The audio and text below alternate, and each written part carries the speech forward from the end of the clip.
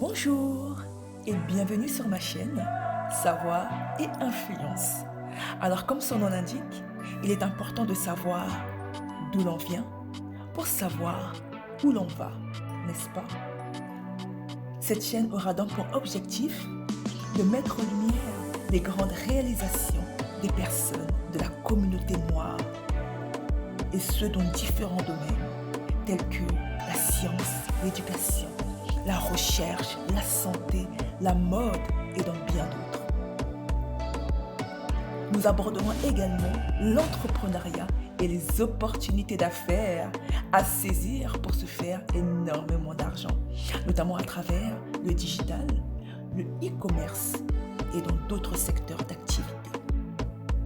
Aussi, cette chaîne aura pour but de motiver et de mettre en avant l'importance d'investir en soi à travers le développement personnel. Nous allons découvrir notamment des messages, des histoires inspirantes et positives, ainsi que des conseils sur l'attitude à adopter pour être épanoui et heureux. Alors restez à l'affût et soyez inspirés. Bonjour! Alors dans cette vidéo, nous allons parler d'un grand homme. Oui, c'est un homme qui est à l'honneur aujourd'hui. C'est un homme fort, un exemple pour l'Afrique.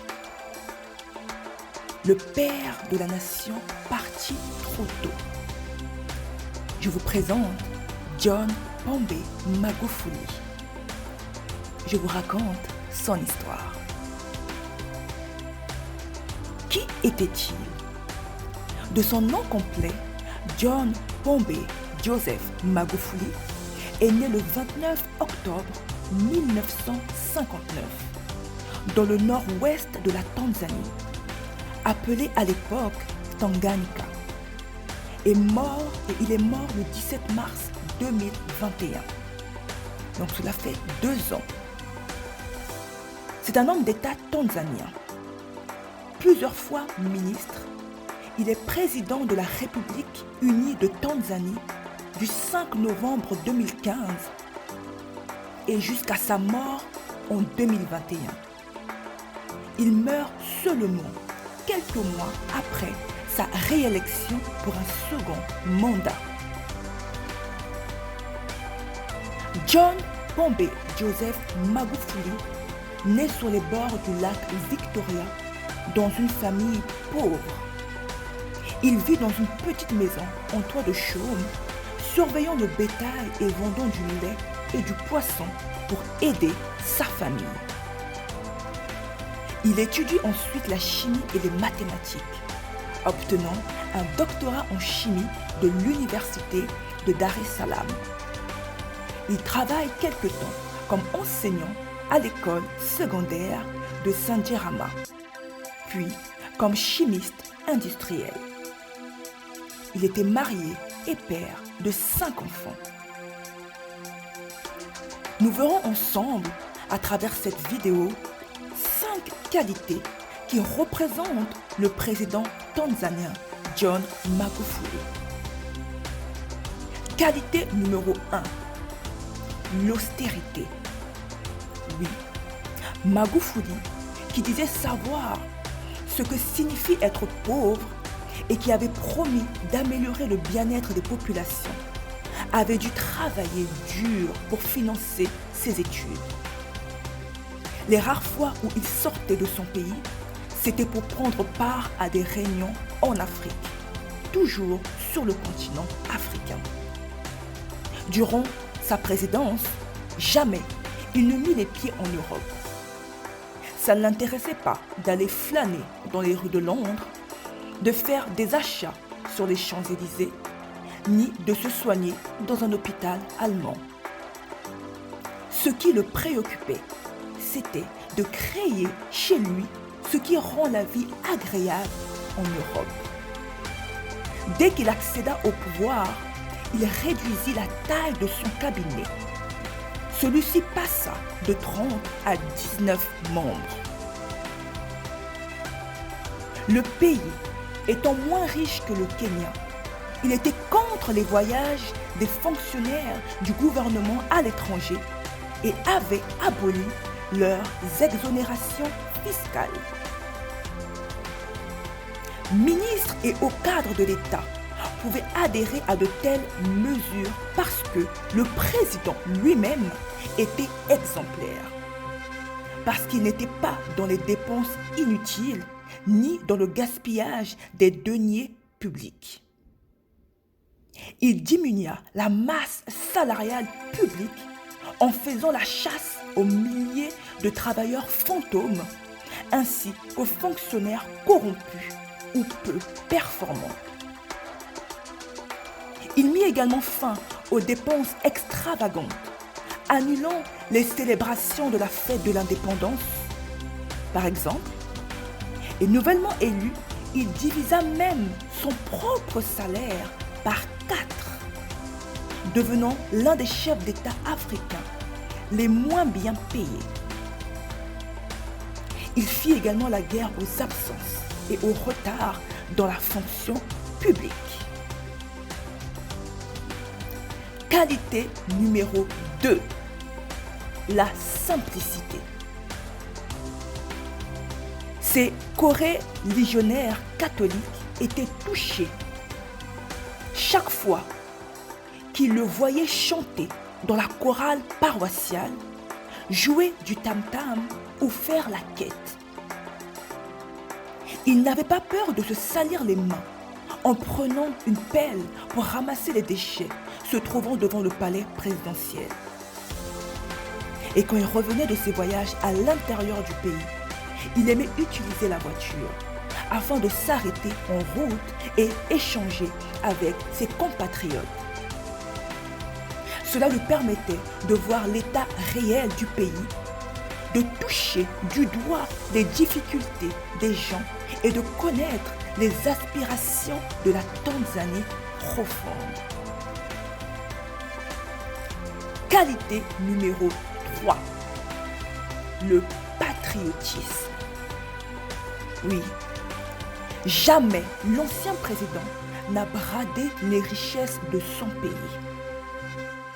En effet, quand il était face à des investisseurs étrangers, il cherchait à savoir non pas combien il allait personnellement gagner, comme le font bon nombre de présidents africains, mais ce que la négociation rapporterait au pays.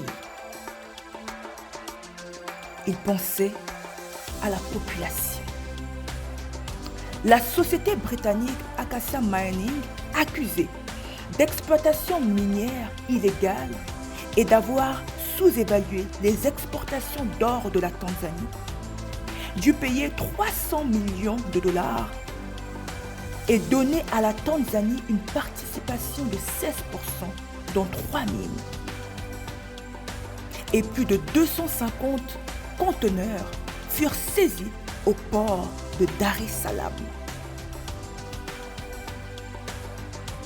Qualité numéro 4, l'esprit bâtisseur. L'université de Dodoma, la capitale du pays, lui décerna en 2019 le titre honorifique de docteur en reconnaissance de ses efforts pour améliorer l'économie du pays. On appelait John Magufuli le bulldozer, Tinga Tinga en Swahili, parce qu'il avait fait construire des logements pour les pauvres, des routes ou encore un chemin de fer pour que le pays soit relié à ses voisins régionaux, des autoroutes parce qu'il avait mis en place un système de transport en commun rapide dans le centre de Dar es Salaam, mais également parce qu'il avait augmenté la production d'électricité et qu'il avait relancé la compagnie aérienne nationale Air Tanzania. Il faut savoir qu'avant l'élection de Magufuli, la compagnie aérienne était clouée au sol et n'avait qu'un avion dans sa flotte. Aujourd'hui, elle en compte 6. Le train à voie standard de Tanzanie, le survol de Fugale, la station hydroélectrique Julius-Nyerere et l'échangeur de Bongo font partie également de ses réalisations. On peut également citer le pont Seelander, le pont Kigongo-Boussissi ou encore l'agrandissement du port de Dar es Salaam, le terminal de bus de Dodoma, le projet d'hôpital d'Ourou ou encore l'usine de raffinage d'or et la gare routière. Oui, elles font partie des grandes réalisations de John Magufuli. Qualité numéro 5. Un esprit libre et fort. Faut savoir que Magufuli n'était pas homme à courir après la prétendue aide du FMI ou de la Banque mondiale. En finançant la plupart de ses projets avec les recettes du pays, il démontra que l'Afrique pouvait se prendre en charge et se développer sans mendier auprès des pays occidentaux. Mais John Magufuli ne se contenta pas de doter son pays d'infrastructures. Lui était aussi chère l'éducation de ses concitoyens. C'est dans ce but qu'il rendit en 2016 l'enseignement gratuit obligatoire dans les écoles publiques. Le jour de son inhumation, des millions de Tanzaniens étaient évidemment inconsolables. Après la disparition de Julius Nyerere, l'ancien président de la Tanzanie, c'est la première fois que tout un pays était autant dévasté, autant meurtri. Il était notre défenseur. Pour la plupart d'entre nous qui sommes faibles et sans voix, les petits commerçants, les vendeurs de rue. C'était un président très singulier qui a montré un réel amour pour son peuple, en particulier pour les gens de basse classe. Cela montait un commerçant. Pour sa part, une étudiante estimait que Magufuli était un grand leader et une icône pour beaucoup d'entre nous, pas seulement en Tanzanie, mais en Afrique en général. Un leader qui nous rappelait beaucoup de combattants de la liberté, tels que Kwame Nkrumah, Jomo Kenyatta, Patrice Lumumba, ou encore Gamal Abdel Nasser. On peut également ajouter Sankara. Son leadership nous a vraiment aidés à avoir confiance en nous en tant qu'Africains, dit-elle.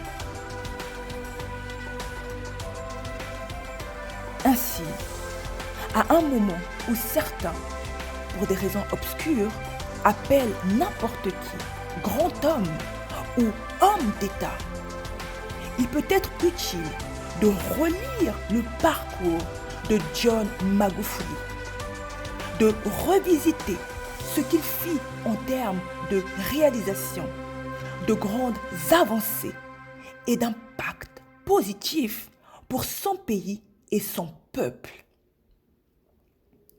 C'est ainsi qu'on devrait se souvenir de comment il vécut en tant que chef d'État. Merci, John Pombe Joseph Magufuli. Merci d'avoir regardé la vidéo. Alors, si vous avez aimé cette vidéo, n'hésitez pas à liker, à la partager et à vous abonner à ma chaîne Savoir et Influence. Restez à l'affût, soyez édifiés et à la prochaine découverte.